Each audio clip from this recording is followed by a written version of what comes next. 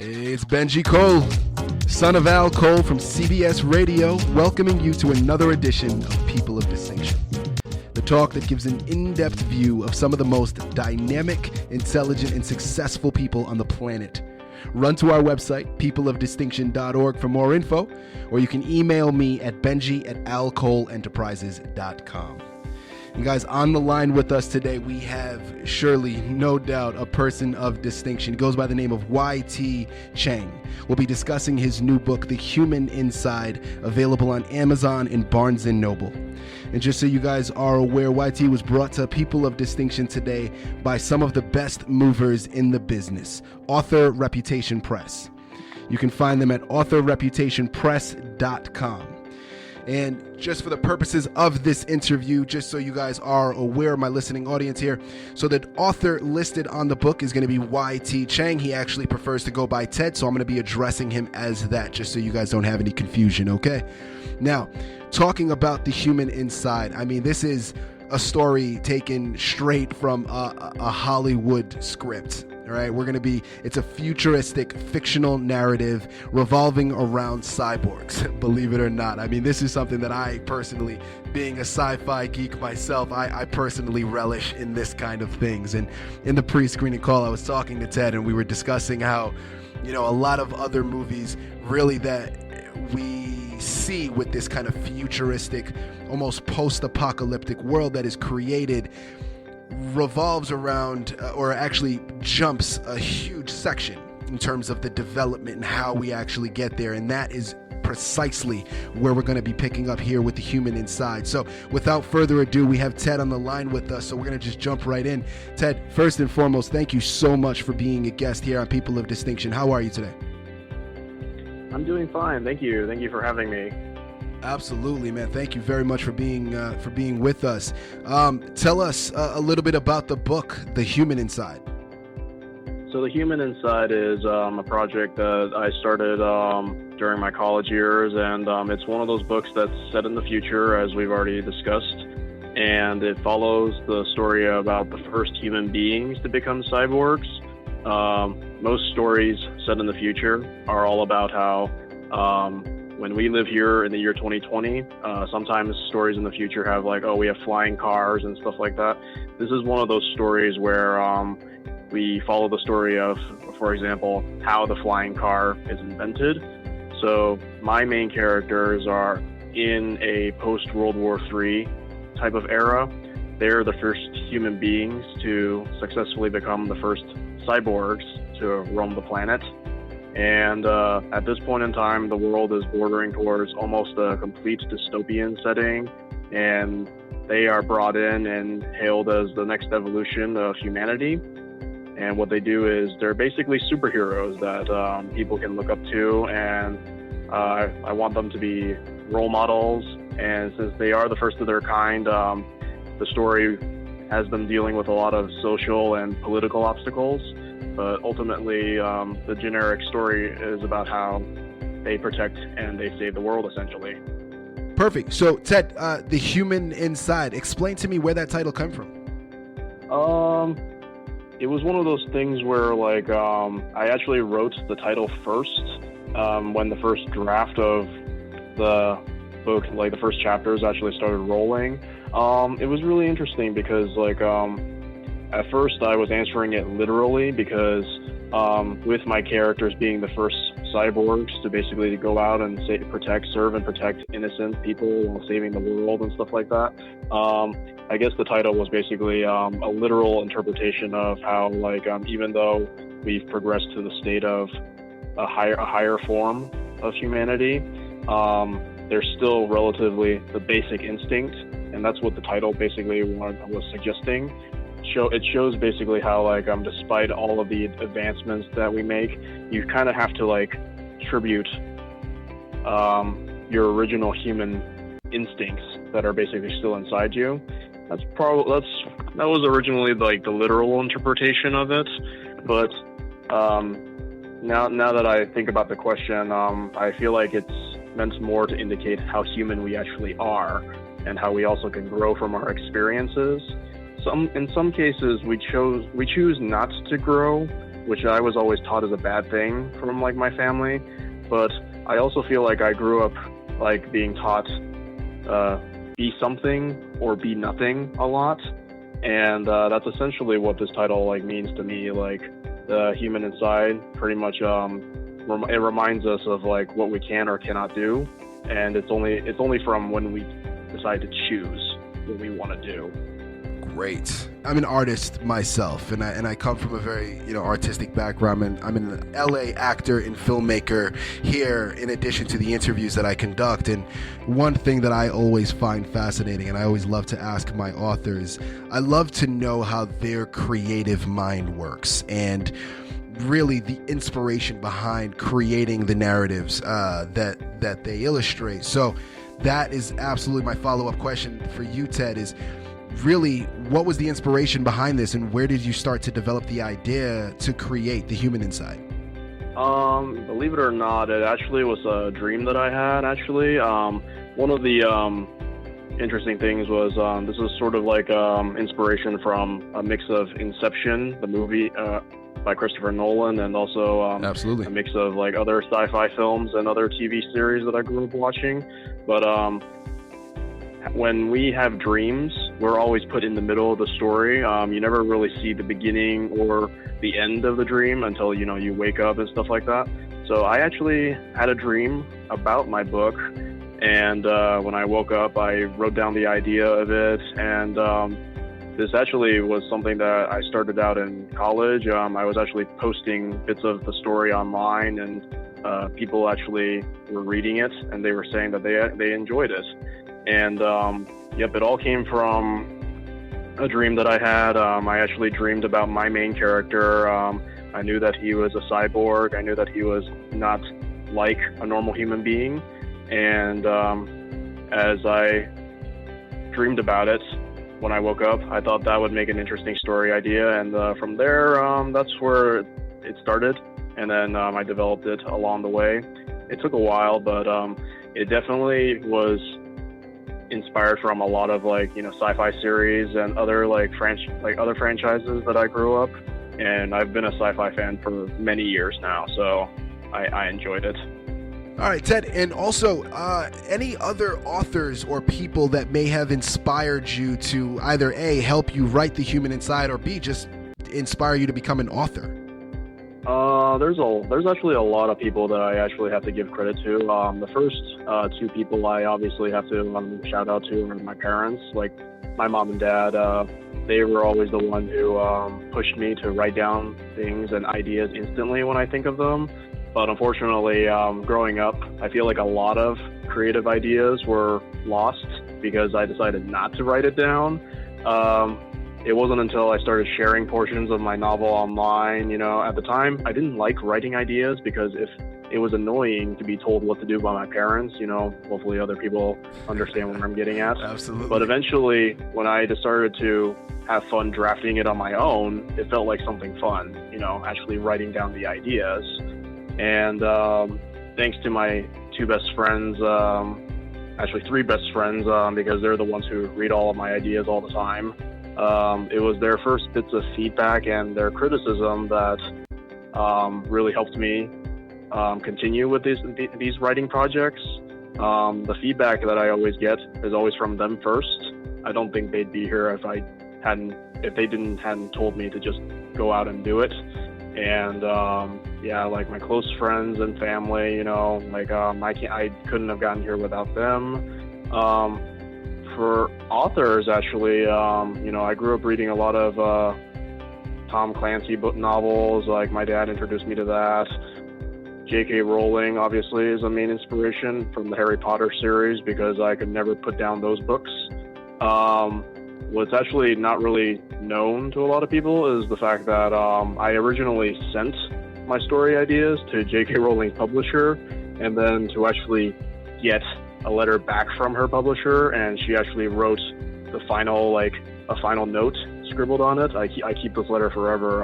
Wow. She said that, she actually said that if this is a story idea that you absolutely want to share, then never stop pursuing it. And it was really cool because that was essentially, I got a Hogwarts letter basically from J.K. Rowling's publisher, and that was a really big fulfilling moment that inspired me to keep going. So that's something that I just really enjoyed, and I definitely more motivated because of moments like that. And my best friends and my family, they have been nothing but supportive. That's amazing. Really, just side note, that is incredible that you got something back from J.K. Rowling. That's absolutely astounding. That's like one of those moments where I wasn't even expecting that. Like, I got a letter that was postmarked from the United Kingdom, and I was sitting there just wondering, who do I know from? I don't know anybody, like personally, from the United Kingdom. And then I opened it, and there was the Hogwarts crest on it, and I was stunned. I was just like, what's going on here? Fantastic. It's fascinating hearing you talk about how this idea originally started and was developed from something as minute as just a dream that you had, right? And kind of accumulated and snowballed from that point. And again, being an artist myself, I think that's always a fascinating thing to really figure out where was that initial point that things started to arise and grow from.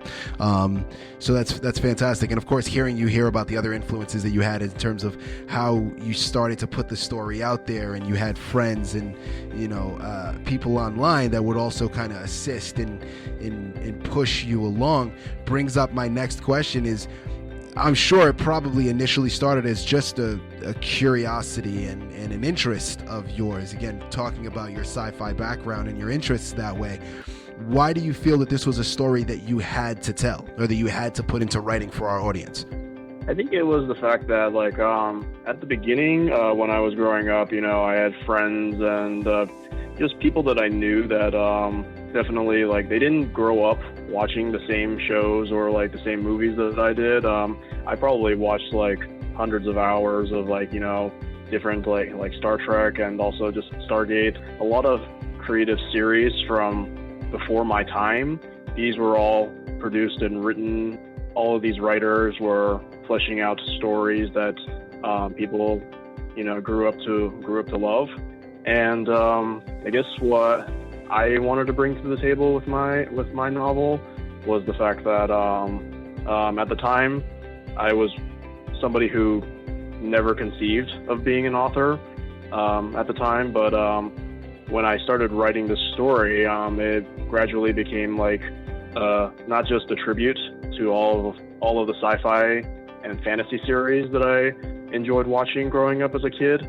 It basically became like a project where I wanted to see the story of it actually join the ranks of all of the other creative products, and also the other stories that people have just been they frame it as like their inspirations, and I really wanted the story to stand out. It's unique too, and I wanted people to enjoy it.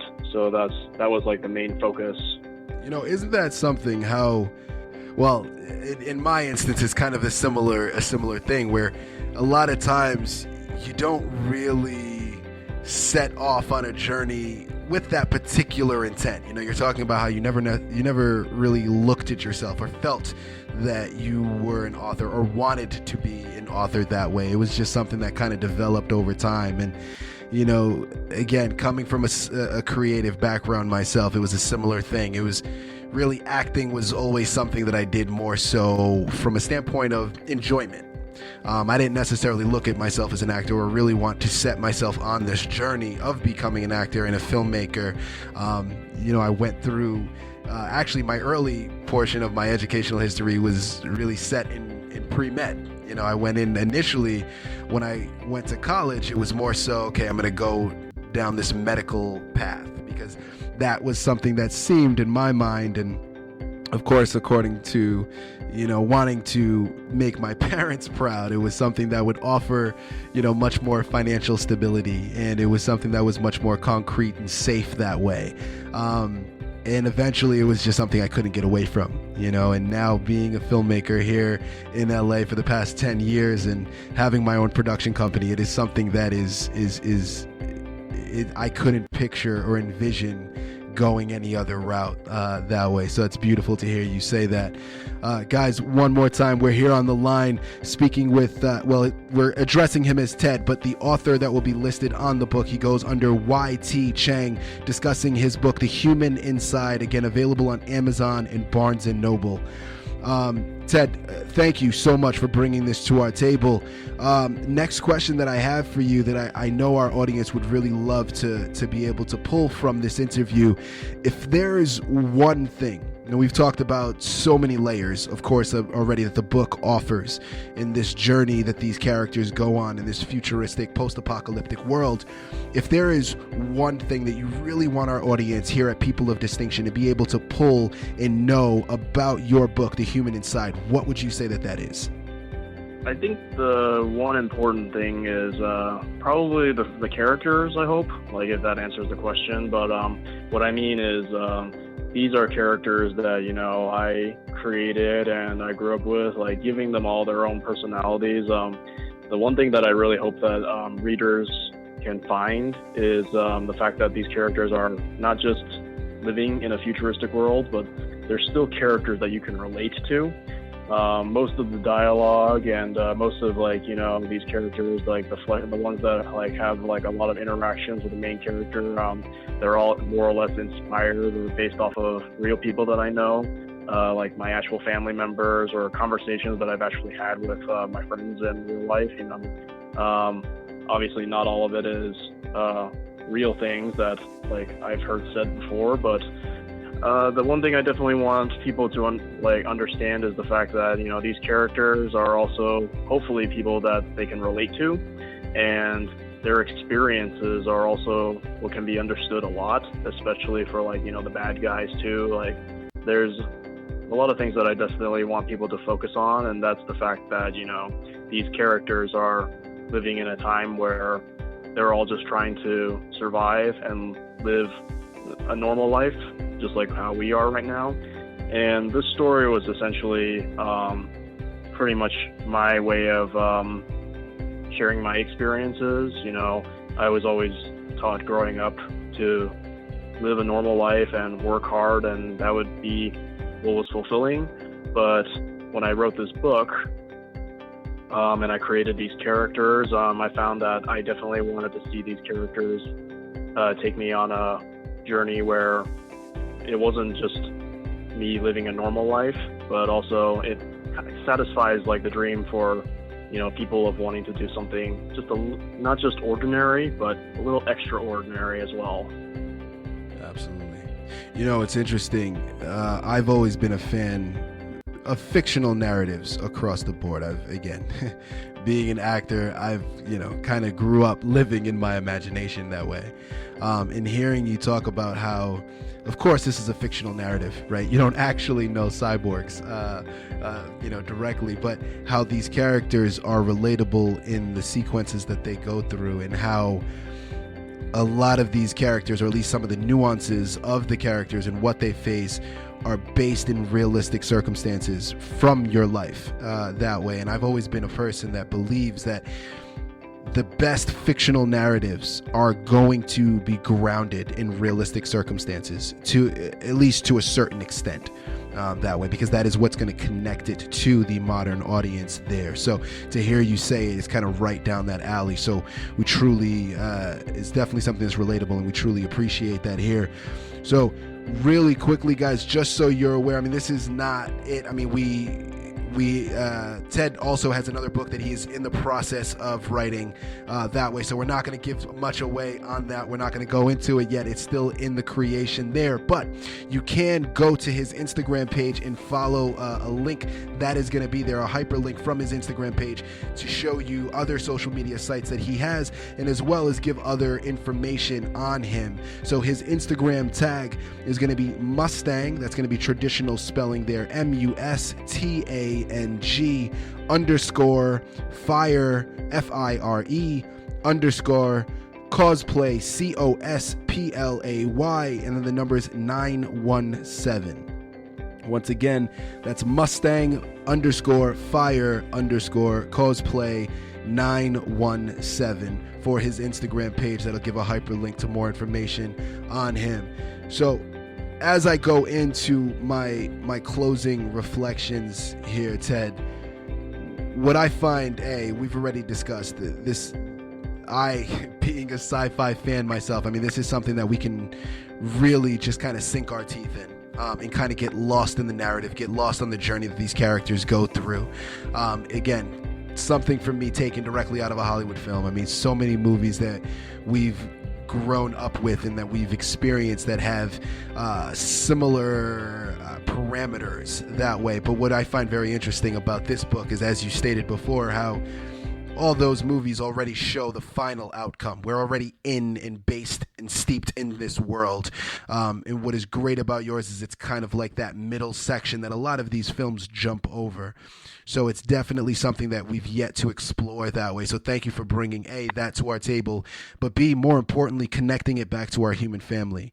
Let's not shy away from it. Of course, given the current circumstance that we're all facing as a global family that way with the coronavirus, we're all spending, whether we like it or not, we're all spending a lot of time indoors, it seems. So being stuck inside and having a great book there by your side to be able to kind of get lost in and having a fictional narrative of this suit to kind of go on this journey is definitely something that I know a lot of our listeners will be able to to jump at and truly enjoy there. So Ted, thank you very much for bringing that to us here on People of Distinction. We truly appreciated it.